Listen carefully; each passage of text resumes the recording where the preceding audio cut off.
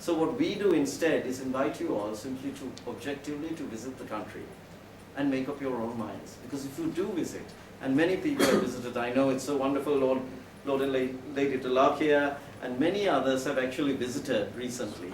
And I'm sure you'll find that what was portrayed here, Lord Delakia, was very different from what you saw. Absolutely. Yeah. Because actually, they say that there's rape and all this kind of thing. If you really look at hard fact, there were 300,000 people at the end of the conflict who had to be taken care of, the internally displaced people. And everyone told me, I remember, different people told me, there's going to be genocide there. You put them all, it's like a war camp and so on. And actually the reality is, I went there just 3 weeks ago. Of the 300,000 or 297,000, only 3,500 remain to be rehoused. All the others, that's over 290,000, have now been rehabilitated. That's one hard fact.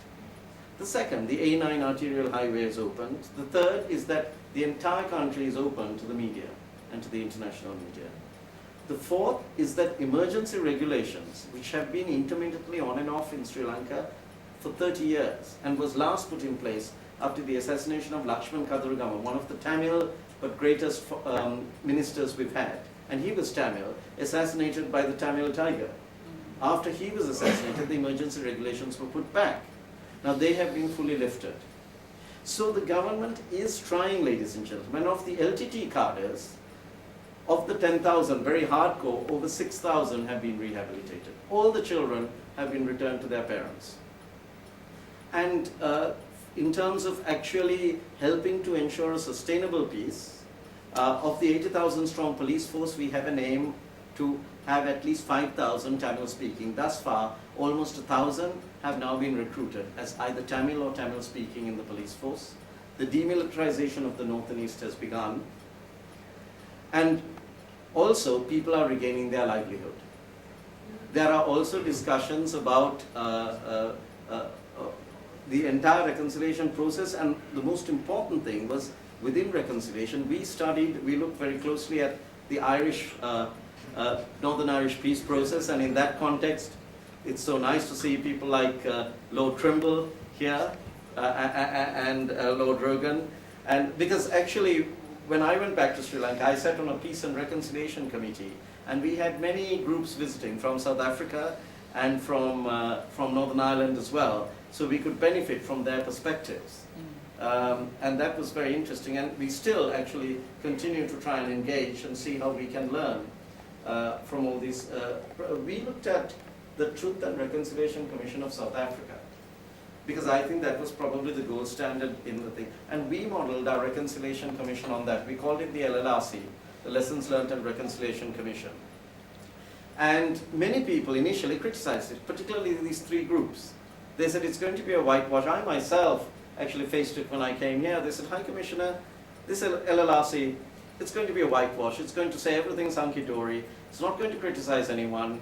And even if it did criticize anyone, your president and government will never release it to the public. And actually, ladies and gentlemen, I'm so happy to say that all that was proved to be incorrect. On the 16th of December, the leader of the House, Nimal Sirapala de Silva, presented the LLRC and to the public, and the president decided to release it in full. It was not edited, and it was released in full. What is interesting is that the report was a critical report. It did clearly say that there were transgressions. It clearly stated this is not an exhaustive agenda. This is meant to set a framework. It clearly talked about the pathway for investigation. It talked about even going through the Attorney General. It even talked about expeditious redress, not even just redress or compensation, but expeditious compensation. So I think it is really in the concept of accountability, to me, of acknowledgement. If you take accountability to be acknowledgement or acceptance of responsibility for something, I think it is embedded throughout the report, because it has clearly talked about transgressions. And I think now what we need is that process of contrition and forgiveness, so that we can actually truly have this, because the report was based on a principle of restorative justice. The difficult as opposed to punitive justice. The difficulty is some of our detractors have said, well, it's now blown the wind out of their sails because it was actually a very comprehensive and holistic report. But now they say, well, it falls short on accountability. But actually, accountability is embedded within the report. And the president and government, by simply deciding to release it, that alone is an acceptance and a part of the accountability process. So actually what we as Sri Lankans need is simply the time to continue this reconciliation process. And that is something we ask for. Unfortunately, we continue to have an onslaught from these three groups, Amnesty, ICG and Human Rights Watch, and Channel 4. And what we ask from all of you within the British community, now again there's going to be a debate I gather in Parliament next week, on when is it, Mr. Lenagala? On the 22nd. 22nd, again, because there's a group, the all-party parliamentary group for Tamils, again, that alone is divisive. You know, we feel we should have an all-party parliamentary group for Sri Lankans. And that should continue, and that should be expanded as the all-party parliamentary group.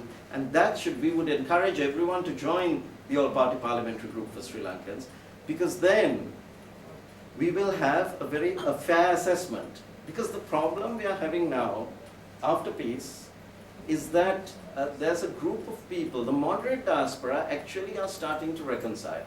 Since I started at the High Commission, I've started engaging with lots of what were perceived as very extreme groups. And all the indigenous groups, Tamil, I've met the PLOT, the EPDP, the TULF, you know, people who never have dreamt of meeting me or talking to me before. But I've actually had them round, and little by little we're getting there, because what I've said is I'm not here to change your political viewpoint. It's not my business. What I'm only here to do is try and see how we can get together, have a dialogue, start talking, and try and help the indigenous people of Sri Lanka. But there's an extreme rump of the diaspora who simply want separatism. Why? Because they have invested millions of pounds of their money, and their investment has gone down the drain. The problem, so they have to be, they have to continue this division. And what they're doing, they've now sort of reframed themselves as very legitimate front organizations. The tragedy is, under this cloak of legitimacy, they're still fanning the flames of hatred, they're still demagogues of division, and they still want, because some of them are on dubious visas, some of them are economic refugees, and some of them don't want to stop the fundraising, because even though the fundraising has decreased from 100 to about 20%, that 20% still translates into many millions of pounds.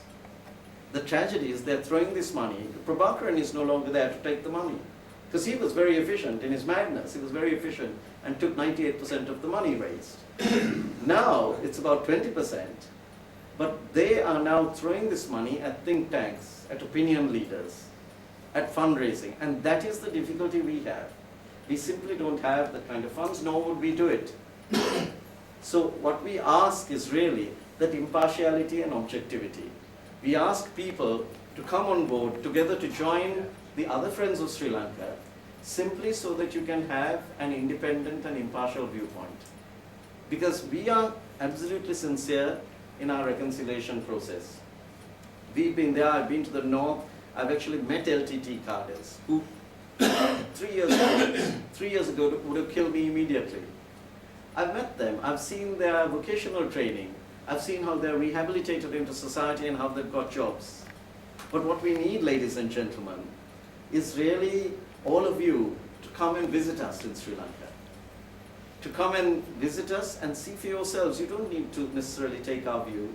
But what we really plead is, please do not subscribe to these demagogues of division who are absolutely very well funded.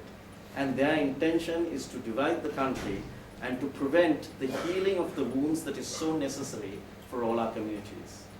Because we accept, particularly as a doctor, I accept and respect the diversity of everyone. I learned that within my time within the NHS here.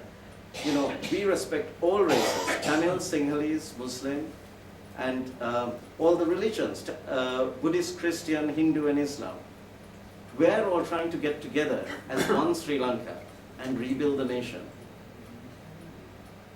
And we respect the diversity of each of these groups. I know that I can't change how someone is, or I can't change someone who's different from me. I think that's the beauty of human beings.